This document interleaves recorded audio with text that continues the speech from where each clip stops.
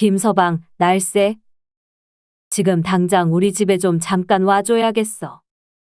장모님, 저 아직 회사인데 무슨 일이세요? 아니, 화장실 변기가 막혔는데 아무리 해도 꽉 막혀서 내려가질 않아. 자네가 와서 좀 뚫어보게. 네? 화장실 변기요? 장모님, 급하신 거면 사람을 부르시면 안 될까요? 자네 있는데 뭘 사람을 불러? 사람 부르면 돈만 들지. 당장은 안방에 있는 화장실을 쓰면 되니까 퇴근길에 들러서 뚫어주고 가게. 제가 아무리 빨리 맞춰도 10시는 넘을 것 같아서 그래요. 자네는 우리 집에 얹혀 살면서 이런 거 하나 해결을 못 해주나? 사람이 염치가 있어야 할 거 아닌가? 죄송해요. 저희 부장님께 이야기를 해보고 일찍 퇴근할 수 있도록 할게요. 아들은 고민 끝에 결국 직장 상사에게 찾아가 말을 꺼냈다고 했습니다. 부장님, 죄송한데요. 오늘은 제가 지금 퇴근해야 할 것 같습니다. 집안에 급한 일이 생겨서요. 무슨 일인데 그러는 거야? 지금 이 마감을 앞두고 빠지면 어떡해? 이거 잘못되면 회사에 손실이 난다고. 사실 이런 말 하는 저도 한심한데요. 처가집 화장실이 막혀서요. 장모님께서 저한테 와서 뚫어달라고 부탁을 하셔서요. 잠깐 다녀오겠습니다. 최대한 빨리 해결하고 돌아올게요. 뭐라고? 처가집 화장실 막힌 걸 지금 해결하러 간다고? 김대리, 지금 장난하는 거야? 팀 전체가 이 프로젝트에 목숨 걸고 있는데 그깟 일로 자리를 비우겠다고? 죄송합니다, 부장님. 제가 돌아와서 남은 일은 밤을 새서라도 마무리하겠습니다. 됐어. 가라, 그냥. 이런 상황에서 내가 여기 있어봤자 팀에 도움이 될 것 같지도 않으니까. 대신 내가 책임져야 할 일이 무슨 의미인지 잘 생각해 보라고. 세상에. 자기 집 화장실 변기 막힌 것까지 아들에게 와서 뚫으라고 했다는 안사돈. 그 말을 들으며 저는 속으로 기가 찼습니다. 도대체 그 사람은 부끄러움이란 걸 모르는 걸까요? 하지만 아들은 가정을 지키고 싶었는지 장인과 장모의 비위를 맞추느라 애를 썼습니다. 안녕하세요, 부엌사연 구독자 여러분. 저는 청주에 거주하고 있는 63세 윤정희입니다. 남편과 함께 지내고 있어요. 여러분은 자식이 결혼할 때 얼마나 지원해 주셨나요? 누구는 몇 억을 지원해 줬다고 하고 또 다른 누구는 몇 천을 지원해 줬다고 하더군요. 저는 그런 이야기를 들으면 어깨부터 움츠러듭니다. 저희는 아들이 결혼할 때 2천만 원을 보태줬거든요. 대신 사돈댁이 여유가 있어 신혼집을 마련해 주셨죠. 참 감사한 일이었습니다. 하지만 그 집을 받은 후 며느리는 결혼 생활 내내 아들에게 이렇게 말했다고 하더군요. 우리 부모님이 신혼집 지원해 주셨잖아. 그러니까 우리 부모님한테 잘하는 게 당연한 거 아니야?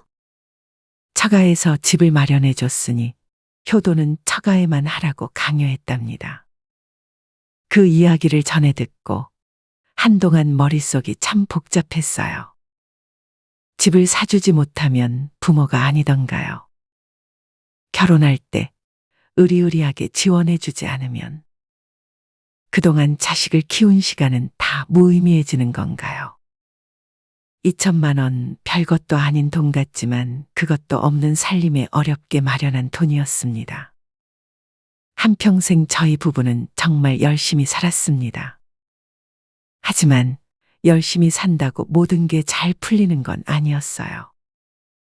젊은 시절 남편은 40을 넘기고 다니던 회사를 그만두었습니다. 야심차게 사업을 시작했죠. 우리 아들 성호를 잘 키우고 더 나은 미래를 만들어 보겠다는 마음에서 시작한 일이었습니다. 처음에는 괜찮았어요. 조금씩 수익도 나고 잘 될 거라는 희망이 보였습니다. 그런데 5년쯤 지나자 상황은 금세 달라졌습니다. 손익은 줄고 빚만 쌓였어요. 그렇게 10년을 채우지 못하고 사업은 망했습니다. 집안은 빚더미에 앉았고 수중에 모든 돈이 없어지고 나서야 비로소 사업은 마무리되었습니다. 남편은 그 후로 뇌출혈로 쓰러지고 말았어요. 아마 어마어마한 스트레스가 원인이 되었겠죠. 힘든 일은 한꺼번에 온다고 했던가요. 사업이 망하고 남편이 쓰러지고 그 후 5년간 저희 가족은 정말 힘든 시간을 보냈습니다. 제가 식당 일을 하며 생계를 책임질 수밖에 없었습니다. 그리고 제 나이 60이 넘어서야 비로소 저희 집안은 다시 안정을 찾기 시작했습니다. 그래도 여전히 형편이 녹록지는 않았어요. 가세가 기울어 먹고 사는 게 빠듯했던 시절, 아들은 그래도 참 기특하게 잘 버텨줬습니다. 힘든 상황 속에서도 늘 의젓한 모습을 보여주곤 했죠. 그래서 더더욱 저와 남편은 아들에게만큼은 떳떳하고 싶었어요. 비록 가진 건 없어도 부모로서 끝까지 책임을 다하려고 정말 죽기 살기로 매달렸습니다. 그런 부모 마음을 아는지 아들은 공부 하나만큼은 정말 열심히 했습니다. 어려운 형편에도 썩 괜찮은 대학교에 들어갔죠. 그리고 입학 후에도 아르바이트를 하며 학업을 이어나갔습니다. 또래보다 공부할 시간이 부족했을 텐데 그런데도 성적은 항상 좋았어요. 졸업 후에는 보란 듯이 좋은 회사에 취직했고요. 그 소식에 저와 남편은 얼마나 울었던지요. 엄마, 아버지. 그동안 많이 힘드셨죠? 제가 돈 열심히 벌어서 꼭 효도할게요. 그 말을 들었을 때 그동안의 고생이 다 보상받는 것 같았습니다. 아들이 직장 생활을 시작한 지 5년쯤 되었을 때였어요. 결혼하고 싶은 사람이 생겼다고 하더군요. 같은 회사 동료인데 여자 쪽에서 결혼을 서두른다는 말도 덧붙였습니다. 참으로 설레는 소식이었지만 저와 남편의 마음은 마냥 기쁘지는 않았습니다. 솔직히 걱정이 앞섰습니다. 요즘 결혼하려면 돈이 얼마나 많이 드나요? 물론 아들이 열심히 모았다고는 하지만 부모로서 도와주고 싶었습니다. 그런데 그동안 그렇게 아등바등 살았는데도 아들에게 보태줄 결혼 자금이 턱없이 부족했어요. 빈약한 통장을 들여다보면 한숨이 절로 나왔죠. 통장에는 2천만 원도 안 되는 금액이 찍혀 있었습니다. 아들은 속 깊게도 이런 말을 했습니다. 뭘 보태주신다고 그러세요? 저랑 은정이가 둘 다 잘 벌고 있잖아요. 저희끼리 잘 살아볼게요. 너무 걱정하지 마세요. 아들은 그렇게 말했지만 마음이 편치는 않았죠. 그리고 저희 집 사정을 들은 사돈댁도 달갑게 여기진 않았습니다. 아이들 결혼에 2천만 원만 보태주신다고요? 전체 금액을요? 요새 아파트 가격이 얼마인지는 아시는 거죠? 네, 저희 형편이 넉넉지 못해서요. 그동안 많이 노력했지만 더는 준비할 여력이 없었습니다. 그래도 그렇지. 이렇게 부담을 전가하시면 어떡하나요?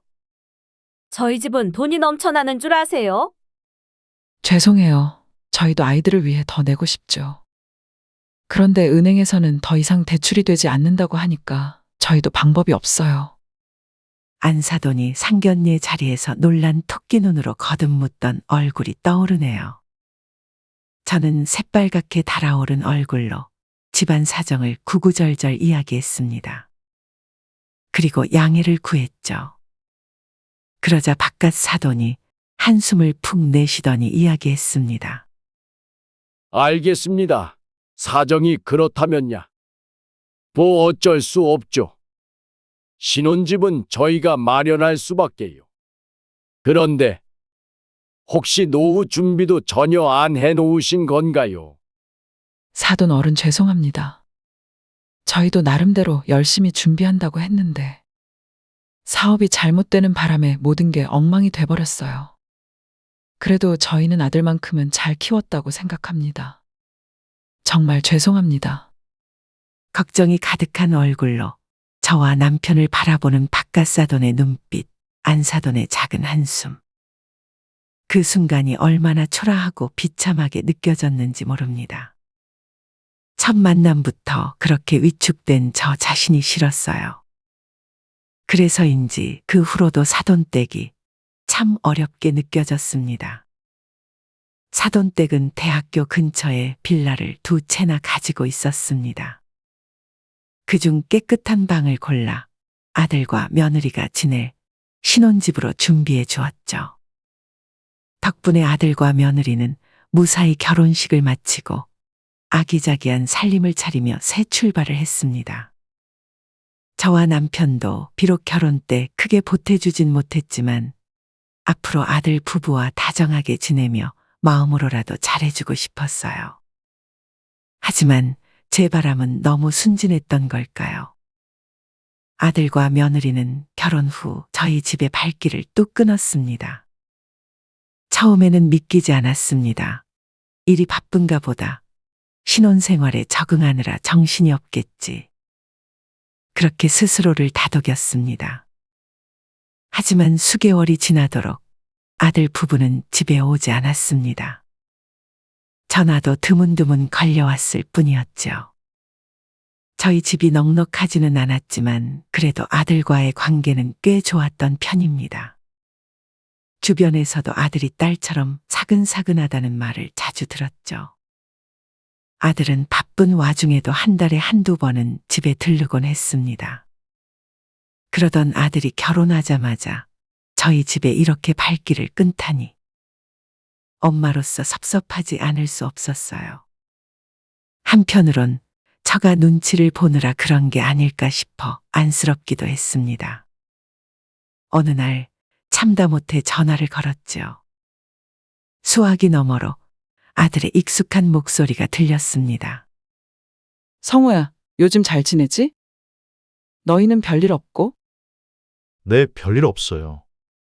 저희 잘 지내고 있어요. 그런데 무슨 일이세요? 아들의 목소리가 조금 낮아지더군요.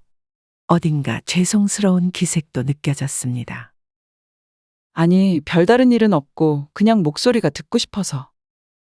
언제 시간 좀 내서 집에 한번 오면 좋겠다. 아버지도 많이 보고 싶어 하신다. 죄송해요. 한번 찾아뵈어야 하는데 요즘 도통 시간이 안 나네요. 그래, 괜찮아. 엄마랑 아버지는 걱정 말고 나중에 시간 나면 천천히 와. 네, 알겠어요. 나중에 시간 나면 은정이랑 꼭 한번 찾아뵐게요. 아들의 목소리는 조금 가라앉아 있었고 약속을 지키겠다는 말이었지만 어딘지 모르게 형식적인 느낌이 들었습니다. 통화를 끊고 나니 왠지 모를 허전함이 마음을 찔렀어요. 그 후로도 아이들은 한참 동안 모습을 보이지 않았습니다. 가끔씩 전화를 걸면 상황은 늘 비슷했죠. 성호야, 이번 연휴에는 집에 못 오니? 아, 이번 연휴에는 은정이 친정에서 가족 모임이 있다고 해서요. 다음 주쯤 시간 되면 한번 찾아뵐게요. 그래, 알았다. 그렇게 짧은 대화가 끝나고 나면 전화기 너머로 며느리의 밝은 웃음소리가 희미하게 들려오곤 했습니다. 그 소리가 들릴 때면 마음 한구석에서 이런 생각이 들었어요. 정말 너무한다는 생각이요. 하지만 며느리에게 직접 서운함을 내비치긴 어려웠습니다. 아무래도 결혼 때 저희가 크게 보태준 것이 없다는 사실이 계속 마음에 걸렸거든요. 저는 평소에 무뚝뚝한 편이라 감정을 잘 드러내지는 않습니다. 그래도 아들에 대한 그리움만큼은 숨길 수가 없었어요. 성호가 몇 개월간 얼굴을 보여주지 않자 저는 아들에게 자주 전화를 걸기 시작했습니다. 성호야, 어디야? 오늘은 주말인데 회사는 쉬지? 네, 주말이라 쉬어요. 근데 오늘 처가댁 이사를 한다고 해서요. 도와드리러 가는 길이에요. 이사? 어디로 이사하신대? 저희 집 근처에요. 걸어서 한 10분 거리 되는 아파트요. 그래. 잘 도와드려라. 아들의 말에 입안이 있었습니다. 저희 집에는 코빼기도 비치지 않는 아들 부부가 처가댁에는 문지방이 닳도록 드나드는 모습이 눈에 선했거든요. 주말에 전화를 할 때마다 아들은 사돈댁에 가 있거나 가는 길이었습니다. 그런데 이제는 사돈댁이 아들 집 근처로 이사를 했다는 말까지 들었으니 마음이 더 복잡해졌습니다. 주말뿐만 아니라 평일에도 사돈 부부는 아들 집에 자주 찾아가는 듯 했습니다. 물론 그 집이 사돈댁에서 마련해준 신혼집이니 자주 오는 게 당연할지도 모르죠. 하지만 저희 집은 아예 잊힌 듯한 그 대조적인 모습이 참 씁쓸했습니다. 결혼할 때 돈을 많이 보태주지 못한 건 사실이지만 이게 그렇게 시댁을 홀대할 일인가 싶은 마음이 들었어요. 어느 날 저는 용기를 내어 며느리에게 전화를 걸었습니다. 은정아, 요즘 어때? 잘 지내고 있니? 네, 잘 지내고 있어요. 그런데 어머니, 무슨 일이세요? 며느리의 목소리에서 살짝 당황한 기색이 보였습니다. 제가 못할 전화를 한 것처럼 느끼니 말이죠. 아니, 뭐 별일은 아니고 얼굴도 못 본 지 너무 오래돼서. 그냥 잘 지내나 궁금해서 전화했어. 저희는 잘 지내고 있어요. 결혼 전에는 이렇게까지 시어미를 딱딱하게 대하진 않았는데 며느리의 짧은 대답에 저는 더 이상 뭐라 말을 이어야 할지 몰랐습니다. 저희 사이에는 어색한 침묵이 감돌았죠. 말로는 하지 않아도 저와 통화하는 걸 무척 거북해하는 게 느껴졌습니다. 그래, 잘 지내고 있다니 됐다. 언제 시간 나면 집에 한번 놀러 와. 내가 맛있는 거 해줄게. 네, 시간 나면 한번 찾아뵐게요. 형식적인 대답이었죠. 그렇게 저희 통화는 짧게 끊어졌습니다. 며느리에게 집에 오란 소리도 당당하게 못하나. 저는 한숨을 쉬며 생각했죠. 아이들이 명절에라도 내려왔다면 제가 이렇게까지 서운해하지는 않았을 겁니다. 그런데 아들과 며느리는 결혼 후 처음 맞이한 명절에도 저희 집에 오지 않았습니다. 엄마, 이번 명절에는 내려가기 힘들 것 같아요. 왜? 무슨 일 있어? 명절이 되면 아이들 얼굴 볼 생각에 손꼽아 기다리던 저였습니다. 그런데 아들의 말은 청천벽력이나 마찬가지였죠. 무슨 일 있는 건 아니고요. 이번 명절에 처가댁 식구들이랑 제주도 여행을 가기로 해서요. 아니, 아무리 그래도 그렇지. 결혼 후에 첫 명절인데 얼굴은 비춰야지. 저도 아는데 죄송해요. 장인어른이 지인 덕분에 좋은 숙소를 잡았다고 꼭 가자고 하셔서요. 사돈댁이 아이들에게 신혼집도 마련해주고 여러모로 많이 도와주는 건 알지만 그래도 이건 너무하는 게 아닌가 싶었죠. 그동안 말없이 참아왔던 서운함이 저도 모르게 터져나왔습니다. 아니, 은정이랑 사돈댁은 정말 너무한 거 아니야? 우리는 무슨 없는 사람 취급하는 것 같아. 없는 사람이라뇨. 그런 거 아니에요. 사실이 그렇잖아. 결혼한 지가 언제인데 그동안 은정이는 우리 집에 얼굴 한 번을 안 비쳤어. 그래도 서운하다 말 한마디 안 했는데. 그동안 내가 서운한 티를 안 내서 안 와도 괜찮나 보다 그렇게 여기는 거야? 아무리 그래도 명절에는 와야지. 다음에는 꼭 찾아뵐게요. 맨날 다음에 온다고 하고 한 번도 안 왔잖아. 저의 볼멘 소리에 아들은 입을 꾹 다물었습니다. 그리고 다시 한번 죄송하다고 하며 전화를 끊었죠. 그날 저는 속상한 마음으로 한참 동안 거실에서 멍하게 앉아 있었어요. 아들이 어쩔 수 없다는 걸 알면서도 이제는 아들까지 얄미워지기 시작했습니다. 다음 명절에는 반드시 오겠지, 그렇게 생각했어요. 그런데 야속한 그 아이들은 다음 명절에도 집에 찾아오지 않았습니다. 그저 전화 한 통이 전부였죠. 지난 남편의 생일에는 아들이 혼자서 집에 오긴 했었습니다. 점심시간에 방문한 성호는 점심을 먹고 제 아버지에게 서둘러 작은 선물을 전달했죠. 1시간이나 집에 머물렀을까요?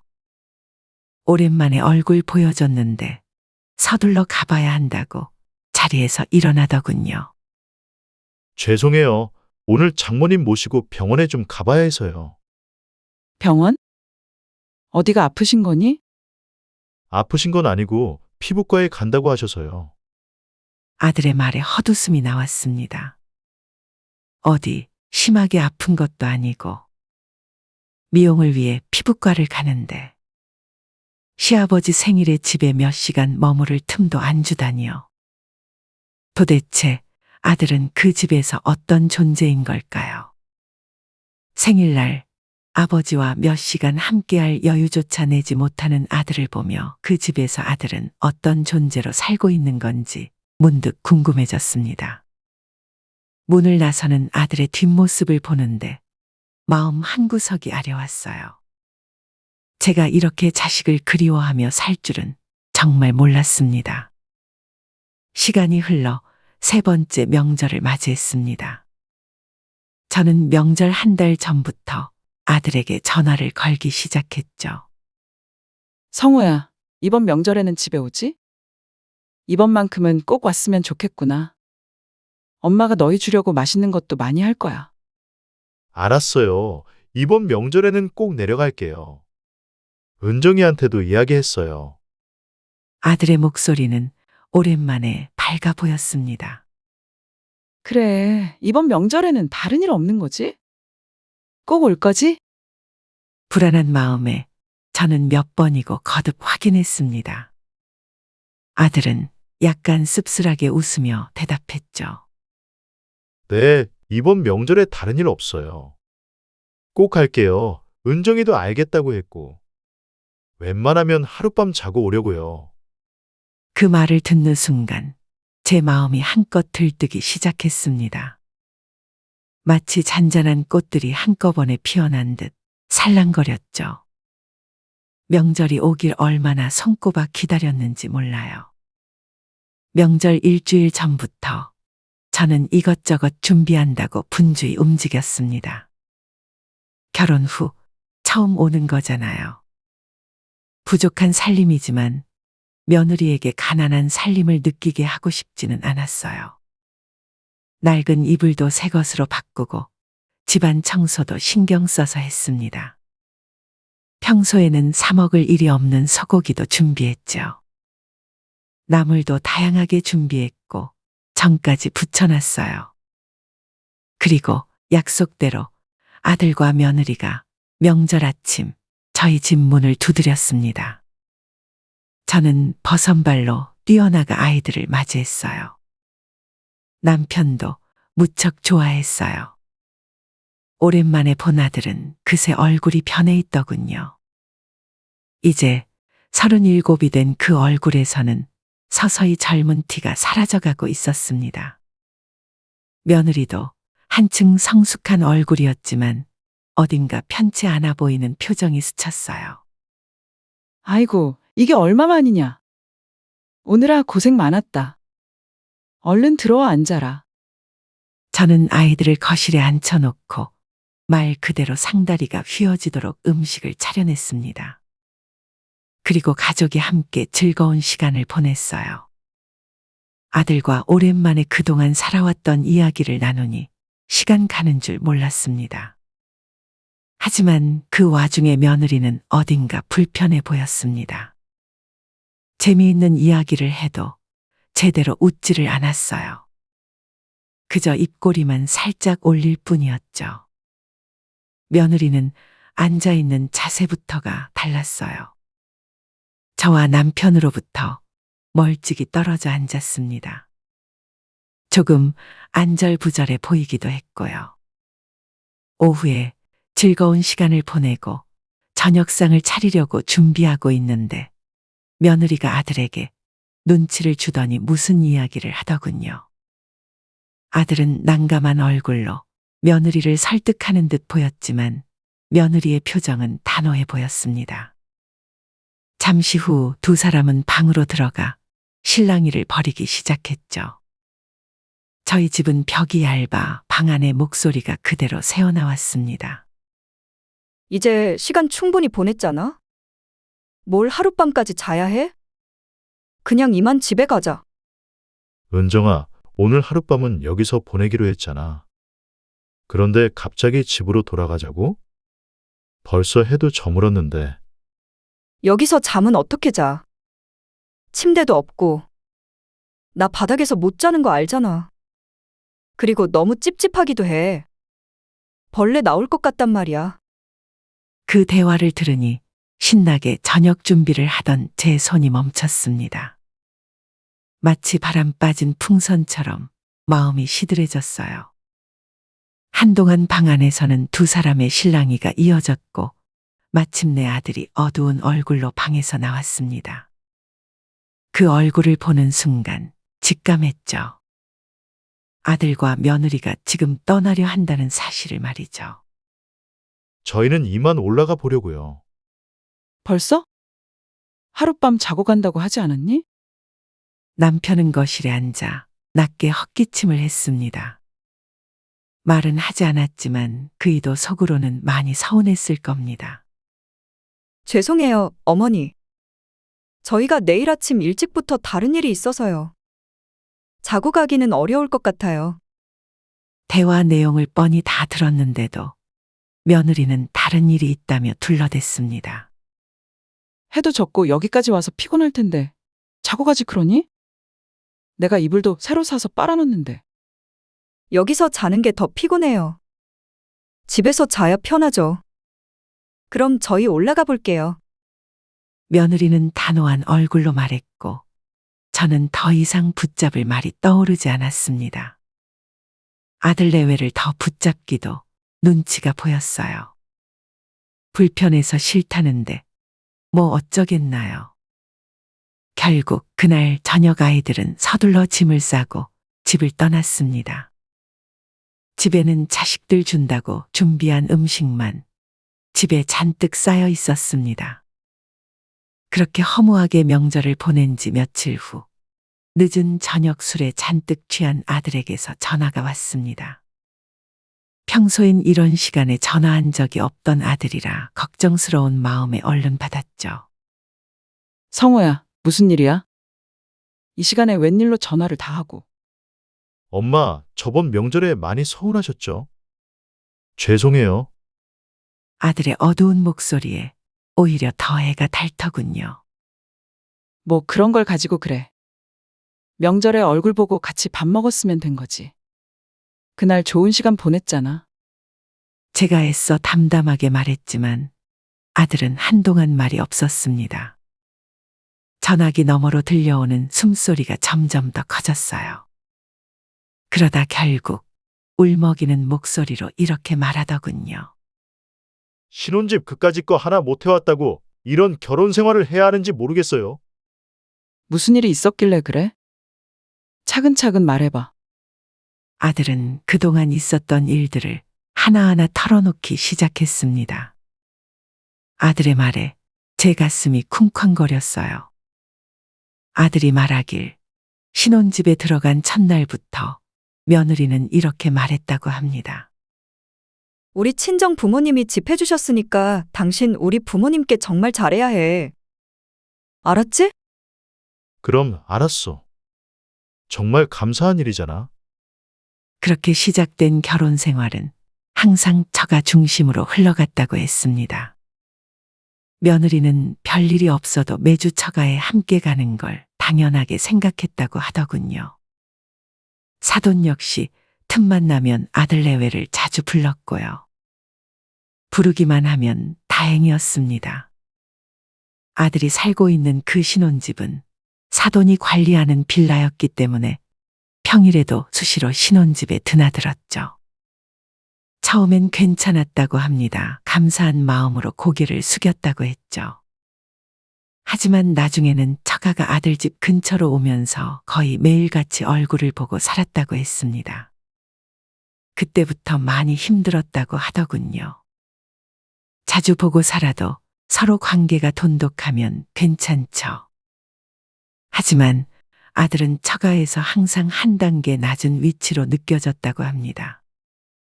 가끔 그 사실에 대하여 서운함을 표현하면 며느리는 정색을 하며 이야기했죠. 당신 그걸 지금 말이라고 해? 우리 지금 이 집에서 공짜로 살잖아. 부모님한테 효도해야지. 진짜 그런 소리 하지 마. 나 정말 너무 서운해.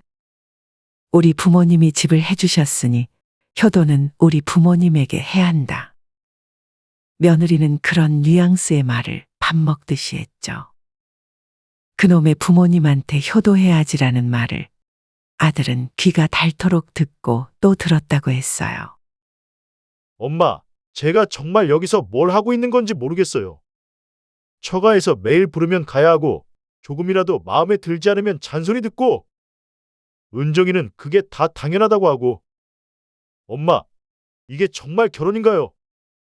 아들의 술주정은 조금 더 길게 이어졌어요. 바깥사도는 툭하면 아들에게 술 심부름을 시켰고 안사도는 집에 무슨 일만 생기면 바로 아들을 불렀다고 했습니다. 김서방, 날쌔. 지금 당장 우리 집에 좀 잠깐 와줘야겠어. 장모님, 저 아직 회사인데 무슨 일이세요? 아니, 화장실 변기가 막혔는데 아무리 해도 꽉 막혀서 내려가질 않아. 자네가 와서 좀 뚫어보게. 네? 화장실 변기요? 장모님, 급하신 거면 사람을 부르시면 안 될까요? 자네 있는데 뭘 사람을 불러? 사람 부르면 돈만 들지. 당장은 안방에 있는 화장실을 쓰면 되니까 퇴근길에 들러서 뚫어주고 가게. 제가 아무리 빨리 맞춰도 10시는 넘을 것 같아서 그래요. 자네는 우리 집에 얹혀 살면서 이런 거 하나 해결을 못 해주나? 사람이 염치가 있어야 할 거 아닌가? 죄송해요. 저희 부장님께 이야기를 해보고 일찍 퇴근할 수 있도록 할게요. 아들은 고민 끝에 결국 직장 상사에게 찾아가 말을 꺼냈다고 했습니다. 부장님, 죄송한데요. 오늘은 제가 지금 퇴근해야 할 것 같습니다. 집안에 급한 일이 생겨서요. 무슨 일인데 그러는 거야? 지금 이 마감을 앞두고 빠지면 어떡해? 이거 잘못되면 회사에 손실이 난다고. 사실 이런 말 하는 저도 한심한데요. 처가집 화장실이 막혀서요. 장모님께서 저한테 와서 뚫어달라고 부탁을 하셔서요. 잠깐 다녀오겠습니다. 최대한 빨리 해결하고 돌아올게요. 뭐라고? 처가집 화장실 막힌 걸 지금 해결하러 간다고? 김대리, 지금 장난하는 거야? 팀 전체가 이 프로젝트에 목숨 걸고 있는데 그깟 일로 자리를 비우겠다고? 죄송합니다, 부장님. 제가 돌아와서 남은 일은 밤을 새서라도 마무리하겠습니다. 됐어. 가라, 그냥. 이런 상황에서 내가 여기 있어봤자 팀에 도움이 될 것 같지도 않으니까. 대신 내가 책임져야 할 일이 무슨 의미인지 잘 생각해 보라고. 세상에. 자기 집 화장실 변기 막힌 것까지 아들에게 와서 뚫으라고 했다는 안사돈. 그 말을 들으며 저는 속으로 기가 찼습니다. 도대체 그 사람은 부끄러움이란 걸 모르는 걸까요? 하지만 아들은 가정을 지키고 싶었는지 장인과 장모의 비위를 맞추느라 애를 썼습니다. 일주일에 한두 번씩 장인이 좋아하는 술과 안주를 사들고 처가에 찾아갔죠. 장모가 시키는 굳은 일도 넉살 좋게 받아들였다고 했습니다. 엄마, 그런데 말이죠. 다 참았어요. 정말 다 참았는데. 지난 명절은 도저히 못 참겠더라고요. 아들의 목소리가 떨리기 시작했습니다. 은정아, 오늘은 좀 너무했던 거 아니야? 뭐가 너무했단 말이야? 지금 또 무슨 소리를 하려고 그래? 명절인데 하룻밤 정도는 자고 가는 게 그렇게 힘든 일이야? 어머니도 얼마나 오랜만에 보신 건데. 너무 서운하셨을 거야. 나 바닥에서 자는 거 싫다고 했잖아. 당신도 알잖아. 내 허리도 안 좋은데 그런 곳에서 잠을 자라고? 내가 내 몸 생각하는 게 잘못이야? 그래도 그동안 명절마다 처가댁에서 지낸 건 생각 안 나? 우리 부모님께는 이번이 처음이었는데 그마저도 안 된다는 건 너무한 거 아니야? 우리 집과 비교하지 마. 거긴 아늑한 침실도 있고 침대도 있잖아. 왜 꼭 나를 몰아붙이면서 나만 나쁘게 보이게 만들려고 해? 몰아붙이는 게 아니라 그냥 최소한의 예의잖아. 우리 부모님께도 그 정도는 해줘야 하는 거 아니야? 예의? 그럼 당신 부모님이 신혼집 해주셨어? 내가 말했잖아. 우리 부모님이 집까지 마련해줬는데 당신은 처가에 더 잘해야 한다고. 당신 부모님께 그렇게 신경 쓸 여유가 있다면 차라리 우리 부모님께 더 고맙다고 해야 하는 거 아니야? 내가 그동안 처가에 얼마나 잘했는지 몰라?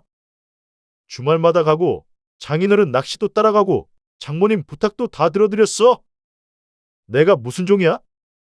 이제는 우리 부모님께도 조금은 신경 써야 하는 거 아니냐고? 종이라고? 정말 웃기네. 집 해준 사람한테 고마워하기는커녕 지금 와서 이런 불평을 한다는 게 더 어이없어. 성호 씨, 그게 당신 말투야? 내가 정말 당신한테 실망했어. 이러고 같이 집에 가봤자 또 싸울 것 같으니까 그냥 나 엄마 집에 내려줘. 거기서 하루 자고 갈게. 그렇게 며느리를 사돈댁에 내려준 아들은 곧바로 전화를 받게 되었다고 합니다. 김서방, 무슨 일이길래 명절에 그렇게 다툴 일이 있었어? 요즘 너무하는 거 아니야? 장모님, 그게 저도 오랜만에 친가에서 하룻밤 보내고 싶어서요. 은정이가 너무 불편해해서 다툼이 있었습니다. 잘못한 게 아니라고? 은정이가 시부모 댁에서 자는 게 그렇게 중요한 일이야? 우리 딸 허리가 안 좋다고 몇 번이나 말했잖아. 그런 애한테 바닥에서 자라고 했으니 불편할 수밖에 없지. 김서방, 당신 정말 그럴 거면 신혼집은 누가 마련했는지부터 생각 좀 해봐. 장모님, 제가 그동안 처가에 얼마나 성심껏 잘했는지 모르십니까? 매주 처가에 들르고 장인어른 낚시도 따라가고 심지어 잔심부름까지 다 했습니다. 그런데 은정이는 친가에서 하룻밤 자는 걸 그렇게 못해요? 이게 무슨 결혼 생활이에요? 그 정도는 다들 하는 거 아닌가? 자네는 더 잘해야 하지 않나? 우리 딸이 이런 일로 힘들어하는 걸 보면 부모로서 가만히 있을 수 없어. 장모님, 제가 집을 못 해갔다는 이유로 평생 이렇게 살아야 한다면 이 결혼 그만 포기하고 싶습니다. 포기하고 싶다니. 그게 지금 할 소리야? 김서방, 자네가 우리 딸한테 해준 게 뭐 있다고 그런 말을 해? 장모님, 신혼집 마련해 주신 거 정말 감사하게 생각합니다. 하지만요, 그게 평생을 이렇게 살아야 하는 이유가 되어야 합니까? 저도 부모님이 계십니다. 저희 부모님은 왜 당연히 배제되는 겁니까? 자네 부모님은 집도 못 해줬잖아. 그럼 최소한 우리 딸이 행복하게 살 수 있도록 노력이라도 해야 하는 거 아니야? 이런 사소한 일로 싸움 붙일 시간에 더 열심히 처가에 신경 쓰는 게 맞지 않겠어? 아들은 더 이상 말을 잇지 못했다고 했어요. 사소한 일이라는 말이 머릿속을 울렸다고 합니다. 내가 그동안 처가에 얼마나 잘했는데. 어떻게? 그 말을 하는 아들의 목소리에는 울음기가 가득했어요. 저도 목이 메었습니다. 못난 부모를 만나서 자식이 이렇게나 고생하는데 어떤 부모가 제정신일 수 있겠어요. 아들은 며느리에게 오만정이 다 떨어져 버렸다고 했습니다. 이렇게 평생을 종처럼 사느니 차라리 다 때려치고 싶다는 말을 몇 번이고 반복했어요. 저는 그날 밤 아들의 이야기를 들으며 마음이 무너져 내렸습니다. 그리고 차마 이 이야기를 남편에게 털어놓지도 못했어요. 하지만 남편도 다 알고 있을 겁니다. 아들이 왜 저희 집에 오지 않는지 지난 명절 며느리가 보여준 태도를 보며 이미 눈치를 챘겠죠. 이 결혼은 결코 공평하지 않았습니다. 어느 한쪽만 희생을 강요당하고 있는 결혼이었습니다. 저는 오늘 여러분께 묻고 싶습니다. 정말 아들이 결혼할 때 부모가 집을 해주는 것이 그렇게 당연한 일인가요? 세상에는 다양한 부모와 자식이 있는데 그저 집을 해주면 좋은 부모, 해주지 못하면 나쁜 부모로 간단하게 나눌 수 있는 건가요? 집을 해주지 못한 부모는 효도를 받을 자격조차 없는 건가요? 저는 요즘 이런 질문을 스스로에게 자주 던집니다. 자식이 결혼할 때 부모가 지원하는 돈. 단순하게 그것을 통해 부모의 가치가 눈에 보이는 몇 가지로 평가되고 그걸로 좋고 나쁨이 나뉘는 현실이 너무나 냉정하게 느껴집니다. 직접 당해본 사람으로서 저는 그런 기준이 너무 폭력적이라고 생각해요. 억울하고 울분이 올라옵니다. 저희 부부는 그렇게 대접받지 못할 정도로 세상을 막 살지 않았습니다. 남편이 병으로 쓰러진 후에도 어려운 상황 속에서 어떻게든 버티며 아들을 잘 키워냈습니다. 그런데 그저 집을 안 해줬다는 이유 하나만으로 처가에만 효도하라고 말하는 며느리가 너무 밉고 징그러워요. 아들과 며느리는 결혼한 지 오래되지는 않아 아직 자식은 없습니다. 하지만 내년에는 아이를 가질 계획을 세우고 있죠. 저는 이 가정을 쉽게 포기하는 것이 옳은지 아니면 어떻게든 노력해봐야 하는지 고민됩니다. 아무리 서운하고 마음이 아프더라도 아들의 앞날이 걸린 일이니만큼 최대한 신중하게 생각하고 싶습니다. 오늘 제 이야기를 들어주신 여러분께 조심스럽게 의견을 부탁드립니다. 저희 가족이 어떤 선택을 해야 하는지, 어떤 방향으로 가야 할지 작은 한마디라도 남겨주시면 정말 감사하겠습니다. 여러분의 이야기를 꼼꼼히 읽고 앞으로 우리 가족의 앞날을 진지하게 고민해 볼게요. 그럼 지금까지 제 이야기를 들어주셔서 진심으로 감사합니다. 오늘 사연 어떻게 들으셨나요? 이번 이야기가 구독자 분들에게 따뜻한 위로가 되었으면 좋겠습니다. 느끼신 점이 있다면 댓글로 허심탄회하게 의견을 나눠주세요. 부엌사연은 여러분의 구독과 좋아요 그리고 댓글로 유지됩니다. 앞으로 더 좋은 사연으로 찾아뵐 수 있도록 많은 도움을 부탁드려요. 감사합니다.